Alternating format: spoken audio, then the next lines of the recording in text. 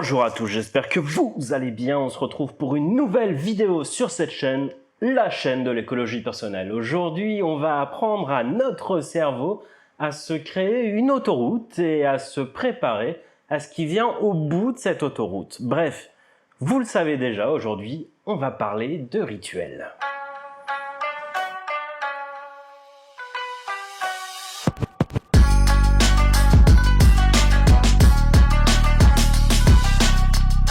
Avant de commencer, déjà comprenez que quand on va parler de rituel, il ne va pas s'agir de magie noire, ni de vaudou ou d'une quelconque magie ou religion, quelle qu'elle soit. Non. Ici, il ne va s'agir uniquement que d'une suite d'actions associées à un état interne bien particulier qui, ensemble, vont nous préparer à un objectif bien précis. Du coup, c'est quoi la différence avec la routine ? À ne pas confondre avec la routine. La routine, c'est une mécanisation d'une suite d'actions qui se valent pour elles-mêmes. Elles n'ont pas d'autres valeurs, elles n'ont pas de valeur de préparation. Et surtout, la routine se fait avec cette idée d'allègement cognitif. C'est fait pour soulager cognitivement notre cerveau dans une action.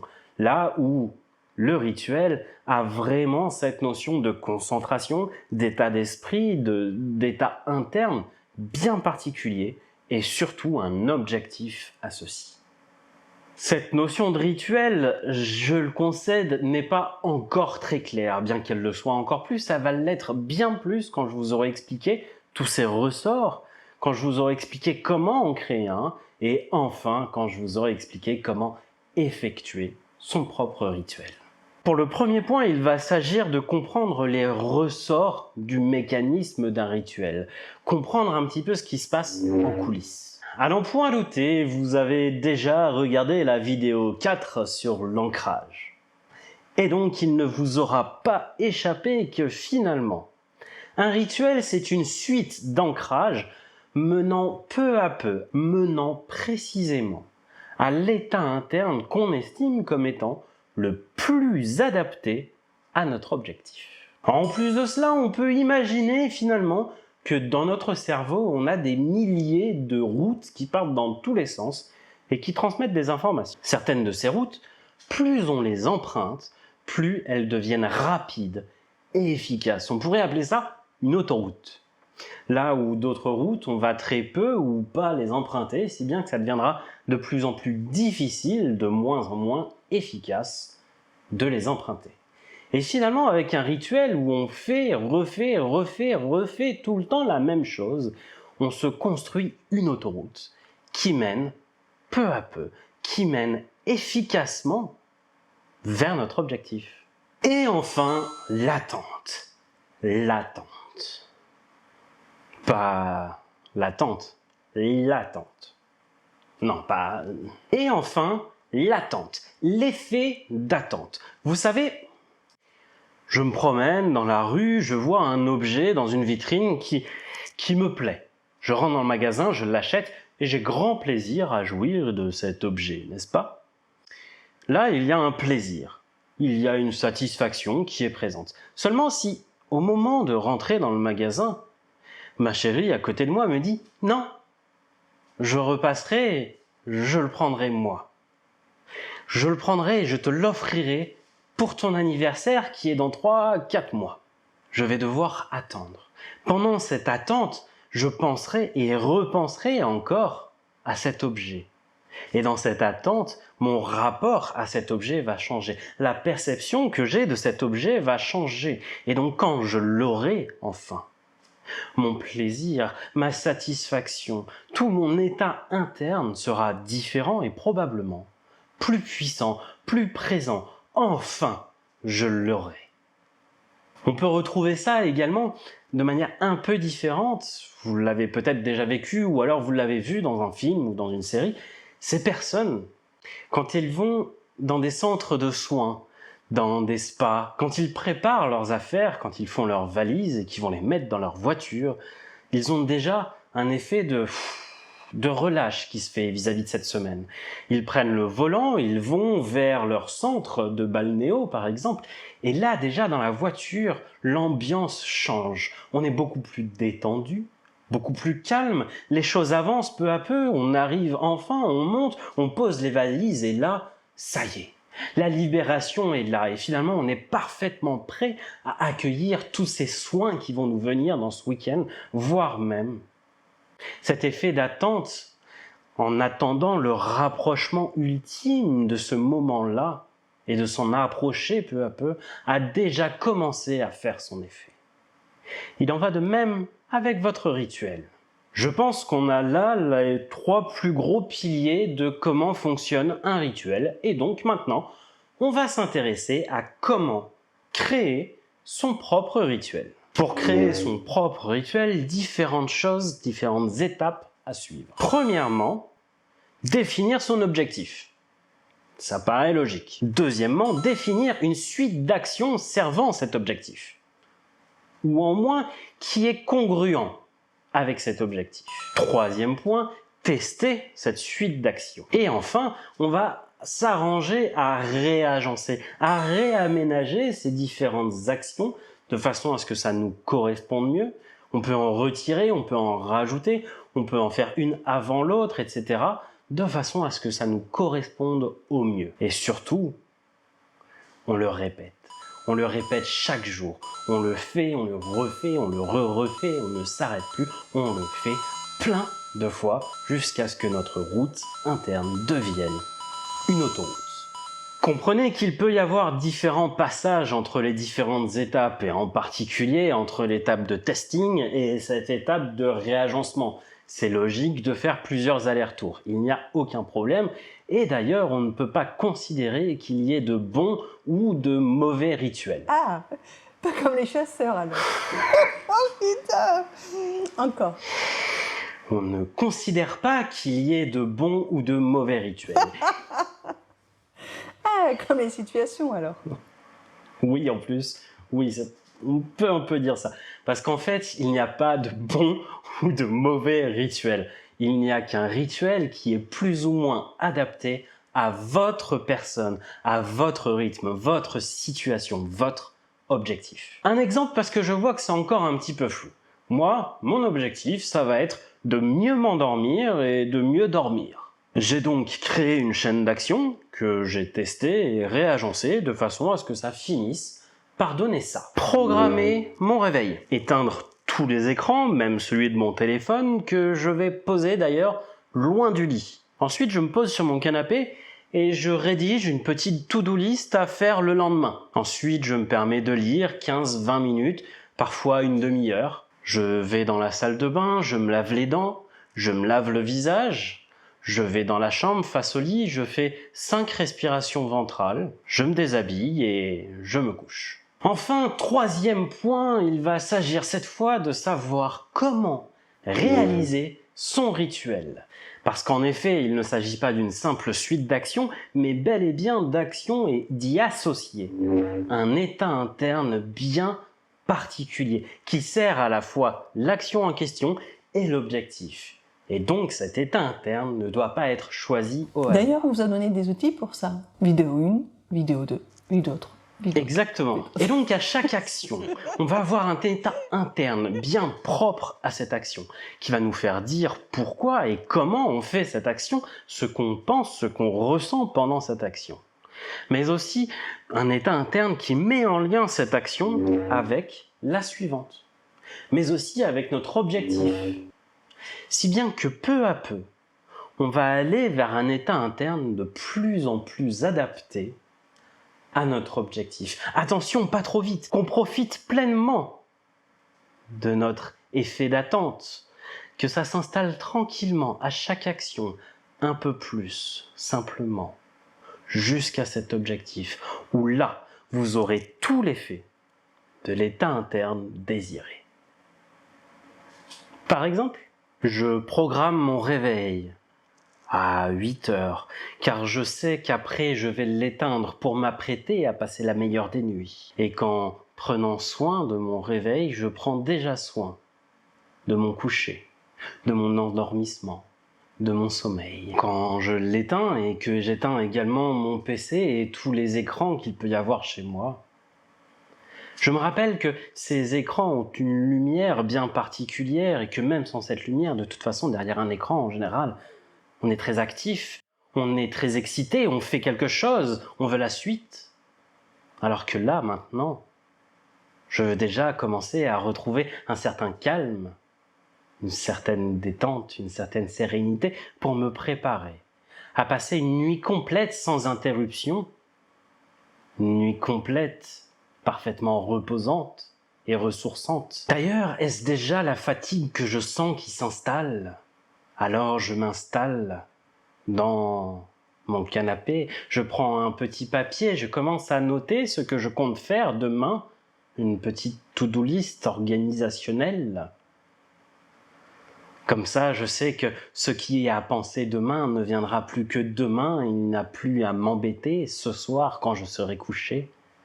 Je pourrais simplement me contenter de me reposer. Alors que je finis de noter, je commence déjà à sentir mon cerveau qui se prépare de mieux en mieux à accueillir tout ce sommeil, toute son activité qu'il fait pendant que je dors. D'ores et déjà, je le sens sur moi. Alors j'attrape un livre et je commence à lire, je m'évade, je vais tout ailleurs. Je me permets de déjà commencer à rentrer dans un imaginaire, préparant mon cerveau à cette merveilleuse activité qu'est le rêve, où tout est possible. Et alors que je reviens de mon livre, que je le pose, il reste encore quelques petites pensées, peut-être que je prends encore 5 minutes pour y réfléchir, avant de me concentrer sur la suite, de me lever, d'aller dans la salle de bain, de commencer à me laver les dents, parce que finalement c'est tellement agréable de se coucher avec les dents propres. Et alors je fais attention à ne pas oublier un coin ou un autre, parce que je sais qu'il est préférable qu'elles soient bien nettoyées. Alors je prends le temps de les nettoyer comme j'en ai envie. Certaines sensations avec cette brosse à dents électrique que je tiens dans ma main est un peu particulière et m'amuse déjà.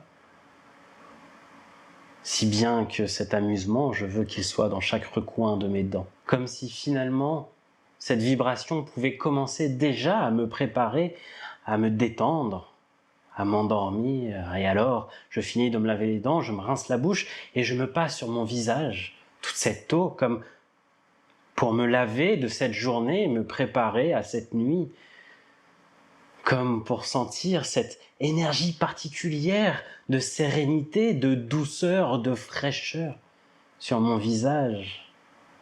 Toutes ces sensations que je m'apprête à retrouver dans mes rêves, dans ce cocon particulier qu'est le lit, dans cet imaginaire bien évolué qu'est le rêve. Et alors j'avance vers mon lit, je me pose face à lui, je m'apprête à faire 5 respirations profondes, ventrales, commençant à détendre chacun de mes muscles. Et alors je me concentre sur ces muscles-là qui se détendent, je les cherche. Peut-être qu'il y en a qui se détendent déjà et dont je n'ai pas encore complètement conscience. Qu'ils se calment, qu'ils se détendent, alors je cherche, me préparant à passer la plus belle des nuits, je finis mes respirations, je me déshabille, je file dans mon lit et je m'apprête à y trouver le plus beau des rêves, le meilleur des sommeils, le meilleur des alliés, moi-même, peut-être quelqu'un à mes côtés. Alors évidemment, ça, ce sont mes mots, ce sont mes actions, c'est mon rituel, mon état interne, et donc pour vous, ce sera peut-être différent. Peut-être que les actions seront différentes, que les mots que vous employez quand vous vous parlez, quand vous faites votre rituel, ce sera peut-être différent. Faites-le pour vous. Moi, c'est comme ça que je choisis de me parler, c'est comme ça que j'aime me parler. En tout cas, quand je fais mes actions, j'ai un cheminement similaire, où je pense à ce que je fais, je le mets en lien avec ce qui va suivre, je le mets en lien avec l'objectif et je le mets en lien avec ce que je peux ressentir et ce que je veux ressentir à terme. Évidemment, les rituels peuvent aussi être faits à 2 ou plus, à vous de voir et d'en discuter entre vous pour savoir comment le faire. Mais pour ça, il faut d'abord en parler. Ou soyez plus subtil. Dites-leur de regarder la vidéo. Vous en parlerez après. Dites-leur de partager cette vidéo, voire même de commenter, de mettre un petit pouce, de s'abonner, n'importe, je sais pas. Je sais pas pourquoi vous leur direz ça, ce serait une merveilleuse subtilité pour aborder cette discussion avec lui. Ou avec elle. Aussi subtil que toi, tu crois? Bref, une fois qu'on a compris tout ça, il n'y a plus de questions à avoir, il suffit simplement de passer aux tips. Que vous dire de plus? Pour faire du lien avec la vidéo précédente, mettez en place un rituel de coucher. N'hésitez pas à vous passer et vous repasser l'exemple que j'ai donné plus tôt de façon à bien le comprendre, à bien voir les nuances, les différentes étapes, à comprendre l'état interne, les liens qu'il y a entre ce qu'on fait, ce qu'on va faire, l'objectif, ce qu'on ressent maintenant, ce qu'on veut ressentir, etc. Et surtout, arrangez votre rituel à votre sauce. Faites un rituel de coucher, ça c'est l'idée, pour que ce soit en lien avec la vidéo précédente, mais ce n'est pas nécessaire.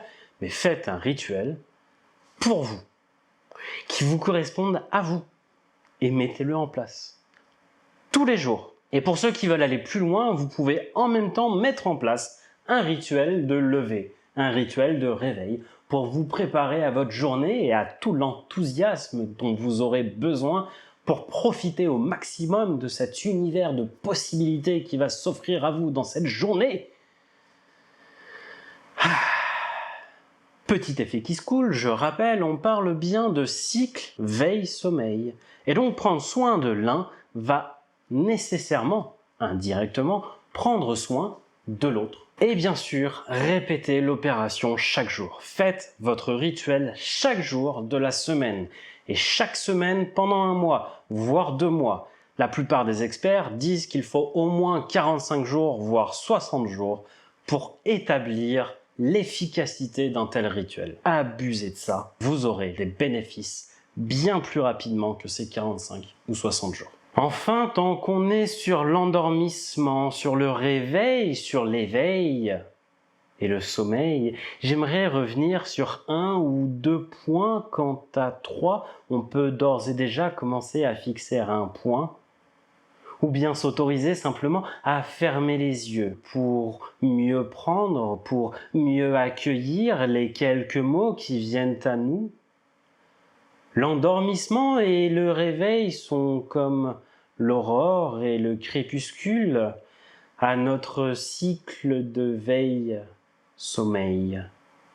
Et tout le monde sait apprécier un beau coucher de soleil, comme un beau lever d'ailleurs, et on ne prend presque plus ce temps, alors que chaque soir, à s'endormir, nous pouvons apprécier toute l'essence d'un coucher,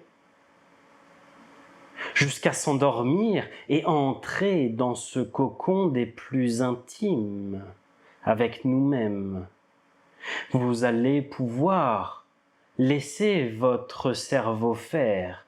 Vous allez vous chouchouter, prendre soin de vous de bien des manières, et quand ce moment privilégié vous aura apporté tout ce qu'il a à vous apporter, viendra l'aube comme une ode à l'aurore que vous pouvez tout autant apprécier.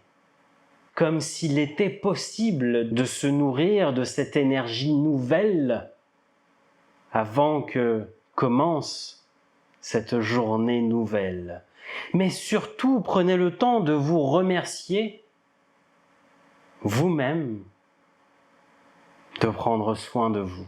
Et en disant ces quelques mots qui contribuent à changer un petit peu la perception qu'on peut avoir de l'endormissement ou du réveil, je me rends compte qu'aujourd'hui, tu t'es peu exprimé, tu as peu intervenu finalement. C'est sûrement parce que tu t'améliores, enfin.